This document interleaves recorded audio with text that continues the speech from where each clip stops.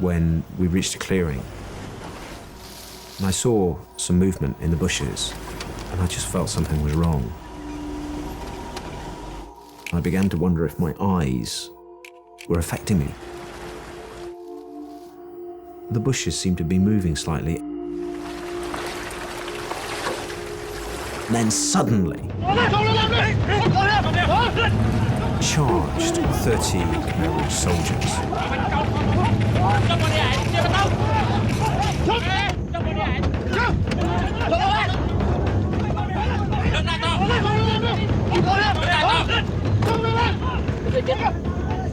I kept thinking, what am I going to do? What am I going to do? I have to do something.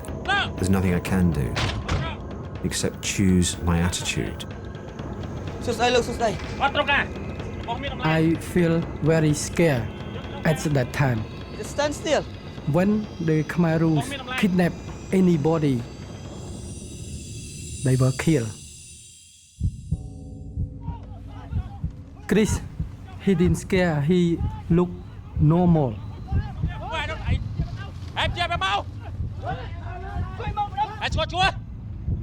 Everything that I did was focused on, well, how can we survive? How can we get out of here?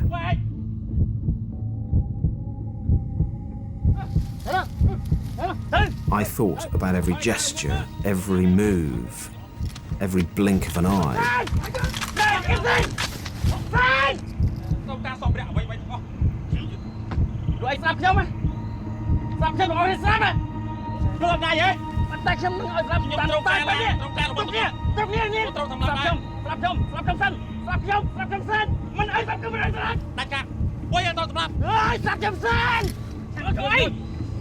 He said, why you come here? To help the Cambodian people. We are demining the area. We are a neutral organization working in Cambodia to help the Cambodian people.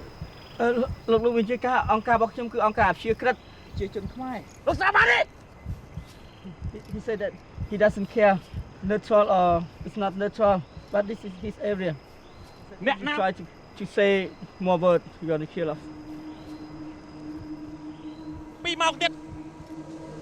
And then they tell us to take our clothes off.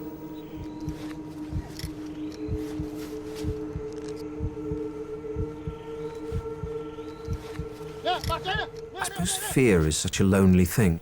Here you are with all these people, and yet, inside, I felt very lonely. And I'm standing there in my underpants thinking, right, no matter what happens, I'll never assume the role of victim. Because I do think that if you behave in a certain way, you pre-program others to treat you in a certain way. They tell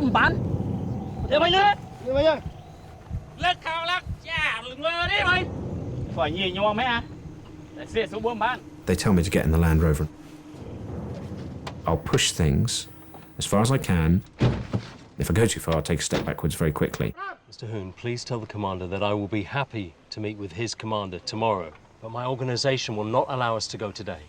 Look, maybe chia ca cột con sông ai chứ lụng.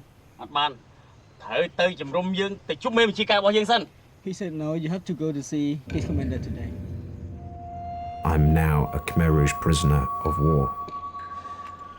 Which way? Flow now, look, flow now. Let's go straight.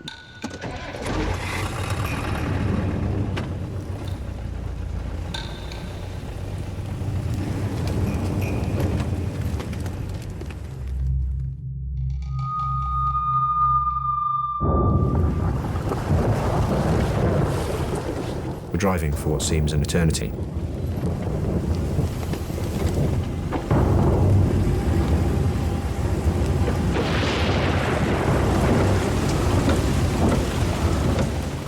And then the most heavy monsoon rain.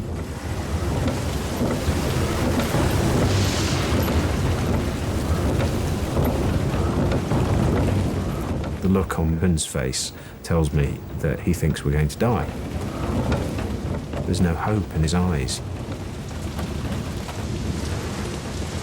I'm watching The Khmer Rouge soldiers, I'm trying to work out what's going on inside their heads. You look in their eyes and there's just nothing there. There's no compassion, no feeling, no nothing. And there would be no point, you realise quite quickly, in ever asking them for kindness or mercy because they couldn't understand it.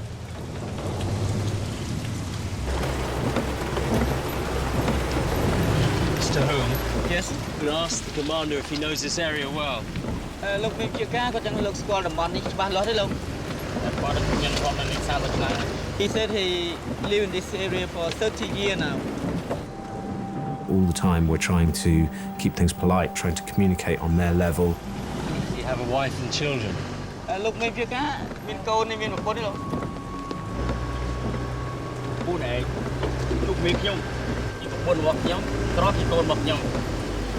Before he's married, but now he used the weapon as his wife, and the bullet is his son.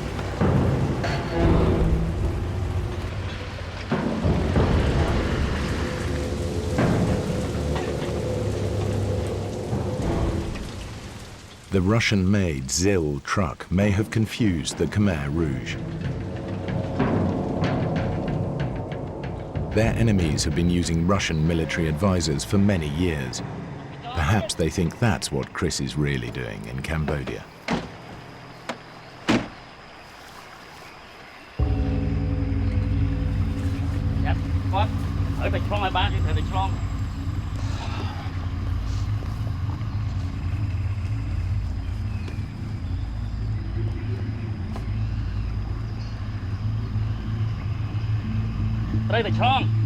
You must cross the river.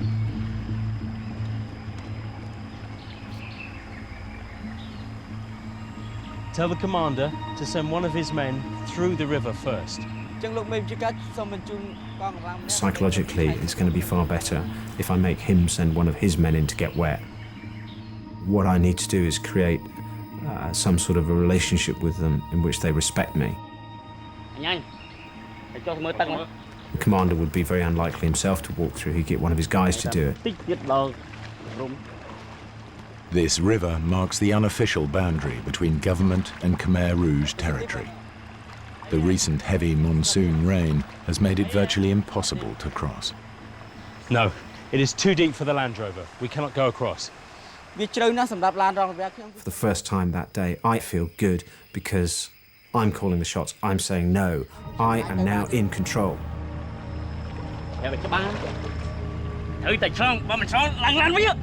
So you must cross the river. If you're not across, go back to the Land Rover. Let's go. The Khmer Rouge soldiers are nervous. Until they cross, they're worried they could be attacked by government troops. I speak to my driver and I say, look, you must listen to everything the soldiers are saying. Tell me what's going on. Be fine. You say, Mr. Home? If in the next 20 minutes we are not across the river, they want to burn our car and they want to kill us. We'll get across the river. I have to find a way to get the vehicles through.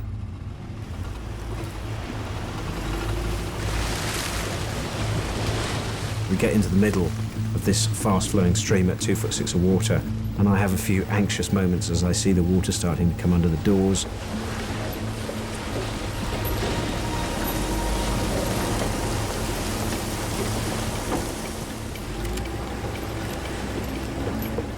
We just get through.